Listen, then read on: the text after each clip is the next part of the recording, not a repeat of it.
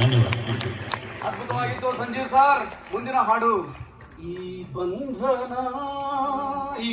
ಬಂಧನ ಚಿತ್ರದ್ದು ಈ ಹಾಡು ಯಾರ ಮೇಲೆ ಇದು ಚಿತ್ರೀಕರಣ ಆಗಿರ್ಬೇಕು ಯಾರಿಗಾರು ಗೊತ್ತಾ?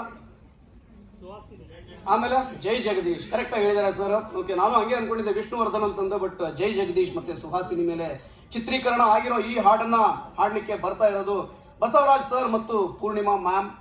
ಸೊ ಬಸವರಾಜ್ ಸರ್ ಬಗ್ಗೆ ಒಂದು ಕಿರು ಪರಿಚಯ. ಹಲಸಂಗಿಯ ಕವಿಗಳಾದ ಮಧುರ ಚನ್ನರ ಗಲಗಲಿಯವರ ಮೊಮ್ಮಗ ಬಸವರಾಜ್ ಗಲಗಲಿ. ಬರ್ಲಿ ಒಂದ್ಸರಿ ಯಾರದು? ಸೂಪರ್. ಇವರು ಸಂಗೀತ ಕಲಿತಾ ಇದ್ದು 10 ವರ್ಷ ಆಯ್ತು, ಪುಣೆಯಲ್ಲಿ 20 ವರ್ಷದಿಂದ ಇದ್ದಾರೆ. ಪೂರ್ಣಿಮಾ ಮ್ಯಾಮ್ ಒಬ್ಬ ಪ್ರೊಫೆಷನಲ್ ಸಿಂಗರ್. ಅವ್ರ ಬಗ್ಗೆ ಜಾಸ್ತಿ ಹೇಳಲ್ಲ ನಾನು, ಅವ್ರ ಹಾಡು ಕೇಳಿದ ಮೇಲೆ ನಿಮ್ಗೆ ಗೊತ್ತಾಗುತ್ತೆ. ನೀವೇ ಮಧ್ಯ ಕ್ಲಾಪ್ ಹೊಡಿತೀರಾ ಅನ್ನೋ ಗ್ಯಾರಂಟಿ ನನಗಿದೆ. ಮಧ್ಯ ಕ್ಲಾಪ್ ಆಮೇಲೆ ವಿಷಲ್ ಸ್ಟಾರ್ಟ್ ಆಗ್ಬೇಕಿನ್ಮೇಲೆ 3-4 ಹಾಡು ಆಯ್ತು. ಸರಿಯಾಗಿದ್ರೆ ಓಟು ಬಸವರಾಜ್ ಸರ್ ಮತ್ತೆ Poornima ma'am. Thank you sir.